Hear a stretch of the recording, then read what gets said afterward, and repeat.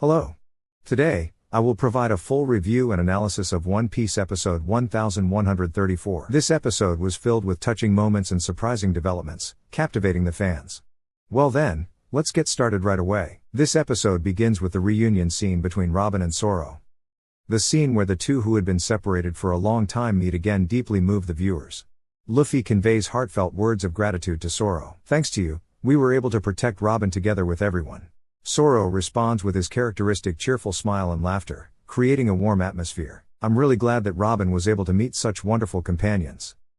At his words, Robin gazed at her comrades with a deeply moved expression. And it was a moment where all the Straw Hat crew, with tears in their eyes, once again realized how important they are to each other. After the emotional reunion, Lilith reveals to Zoro that she is a part of Vegapunk and brings up a shocking story. She says this while carefully opening the box she brought back from Egghead. Inside this, there is a complete replica of Vegapunk. Furthermore, she reveals that this replica is the result of research conducted in Elbaf 20 years ago. And begins to gradually unveil the secrets of the past. She talks about the difficulties she had to endure in hiding her research to avoid the world government surveillance and shares her future plans. "It's dangerous to revive Stella immediately. But I plan to continue the research in Elbaf while also finding a way to treat Kuma." These words revealed part of the shocking secrets about Vegapunk and heightened anticipation for future developments. Next, the Straw Hat crew explores the village of the Elbaf Giants. This village showcases the grandeur of Elbaf from an entirely new perspective. At the center of the village is a school called Wolos Academy, where giant children are depicted actively learning. While talking with the children, Usopp asks, "Don't you all want to set out to sea and go on adventures someday?" However, a giant teacher named Ripley responds. "The current children are more focused on learning Elbaf's traditions and wisdom than on adventures," she says. Furthermore, she explains that venturing out to sea, enduring harsh adventures, and fighting like the warriors of Elbaf 100 years ago is no longer part of their current tradition. She says that it has become a thing of the past. She shares a story about King Harold, a historical figure of Elbaf. King Harold was a figure who sought to transform Elbaf into a center of peace and trade. But after his death, Elbaf has been without a king, she explains. This explanation hints at the turmoil Elbaf is currently facing. At this moment, Ripley, the giant, makes an interesting request to Luffy. "Could you show us the sight of you turning white? I would like to see that appearance, which resembles our legendary warrior, just once." The scene then shifts to the Owl Library.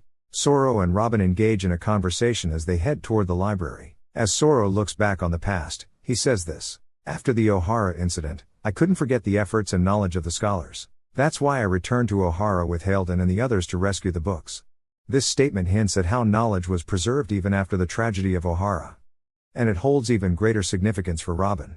After arriving at the library, a mysterious phenomenon occurs where the book Robin was holding suddenly enlarges. Seeing Robin's surprise at this magical phenomenon, Zoro laughs and says, "The books in this library are enchanted to grow larger once they enter here," Zoro says, laughing. "All the knowledge of Ohara is stored within these books," Zoro says. Robin recalls the memories of her childhood spent with Dr. Clover here, and tears of emotion begin to flow. Meanwhile, at the top of Elbaf, two figures appear along with a massive black thundercloud. To everyone's surprise, one of them was another Shanks. This episode 1134, concludes with this shocking development. It was truly an astonishing development. This episode was filled with unmissable scenes, from the very beginning all the way to the final moments. That's because episode 1134 was packed with astonishing content throughout. Especially since the person who appeared in the final scene was the another Shanks that all One Piece readers have been paying attention to, it sparked even more conversation. It was a development where it could be said that Oda-sensei finally provided an answer to the long-standing two Shanks theory. In episode 1134, shocking and incredible events followed one after another. In particular, the resurrection of Vegapunk, the history of Elbaf, and the connection between Luffy and the Elbaf myth will serve as crucial clues for the future story. If, as Lilith said, Vegapunk is revived, it will play a very significant role in the development of the One Piece story. However, there were other notable points in Lilith's statement as well. That is, 20 years ago, Vegapunk was once revived in this place. This statement suggests that there may have been a research facility used by Vegapunk in Elbaf in the past. The key point to focus on here is the fact that Vegapunk was revived once in the past. This could serve as a foreshadowing in the story, potentially leading to a major development in the future. Lilith spoke as if his revival was a completely natural occurrence. She spoke in such a calm tone, as if it were nothing special. What if he has been revived many times before, not just this time? Perhaps he has been revived dozens of times. Or even more, repeatedly since ancient times. And perhaps that's why he knows so much about the Void Century. If he is revived as Lilith said, everything will be revealed. However, what was important in this episode was not just that.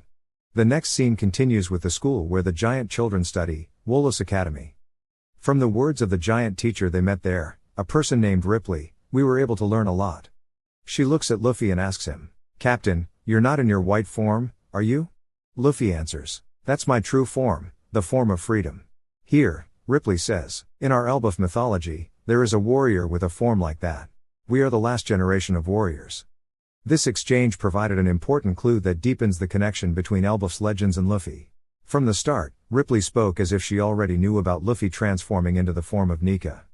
She also added that there is such a figure in Elbaf's mythology. If that's the case, this may mean that there are ruins or artifacts related to Nika somewhere in present-day Elbaf.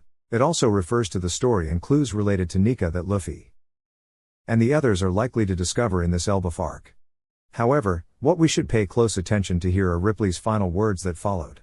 She said this: "In our Elbaf mythology, there is a warrior with a form like that. We are the last generation of warriors." Last generation of warriors. This phrase might sound a bit odd. If interpreted simply, it seems to suggest that the era of warriors in Elbaf, who enjoyed adventures and battles, has come to an end. However, upon closer consideration of these words, you begin to notice that it's not that simple, and there's a sense of discomfort within the context itself.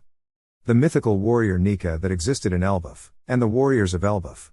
Perhaps this was a double meaning, suggesting that the warriors of Elbaf, like the mythical Nika, have the ability to take on Nika's form. The idea that the warriors of Elbaf can take on Nika's form is truly astonishing. If that is true, there may be an even deeper connection between the mythology of Elbaf and Luffy's adventure. In fact, this is one of the rumors that has quickly spread in overseas communities after the release of episode 1134. At first glance, it may seem like a ridiculous statement, but it can't be completely dismissed. This is because, as readers, we have already witnessed an instance of someone taking on the form of Nika. That was when Bonnie became Nika Bonnie due to Luffy's abilities. At that time, Nika Bonnie took on a free form like Luffy, performing free and spontaneous attacks according to her own will. However, there have been several important mentions of Nika up until now. This includes the massive straw hat he possessed and his exceptionally large physique. Nika was so gigantic that she could not be considered an ordinary human, almost like a member of the giant race. Here, we need to rethink things. If Nika is a warrior who appears in the myth of Elbaf, it means that Nika was a giant from Elbaf. In other words, the giants of Elbaf might have had abilities similar to Nika's, and could even transform into a form like hers, which could have been a subtle foreshadowing by Oda-sensei. Ripley, the teacher of the giant race, makes an intriguing request to Luffy. "Could you show me the form where you turn white? The one that resembles our legendary warrior." From here, we can indulge in a slightly absurd imagination. If Nika, who appears in the myth of Elbaf, was a giant, then there might be a deeper connection between Luffy's adventure and the legends of Elbaf than previously thought. If Nika Luffy could transform Bonnie into Nika Bonnie, what if he could also turn the warriors of Elbaf into Nika, just like he did with himself? And if all the giants of Elbaf were to transform into Nika's form and lend their power to Luffy? It would undoubtedly be an epic development that would give you goosebumps. However, the key point to focus on in this week's episode 1134 wasn't just that. In this episode, there was a scene where Saul guides Robin to the giant race's library. Inside, the book Robin was holding grew enormously the moment she entered the library. It was as if a magic spell had been cast on it. These books changed to match the size of the giant race. This is where we notice something. Somewhere in Elbaf, there is magic that can make objects grow immensely. The word magic might sound absurd. However, in the final moments of this episode, the other Shanks appeared along with a magic circle. Furthermore, Im was also involved. Im displayed a mysterious transformation, as if using magic, and the Gorosei, who were standing next to him, were also using magic. If that's the case, there is one fact we can be certain of here. That is, the giants have used magic on themselves to become beings of immense size. Considering this fact and recalling the moment when Nika Luffy transformed Bonnie, we will notice something. This means that Luffy's Nika power could have a significant impact on the giants of Elbaf as well. And this power might hold the key to the story. Luffy has the power to transform even his own allies into giant Nika warriors through this magic. The Elbaf arc is in a situation just before truly astonishing developments are revealed one after another. The Legend of Nika, the two Shanks, and Luffy's story, where he can transform his allies and even the giants into Nika, like magic. Truly, Oda-sensei's imagination knows no bounds. Thank you for watching until the end today. In the next video, we'll bring even more exciting content, so please look forward to it. Thank you for watching.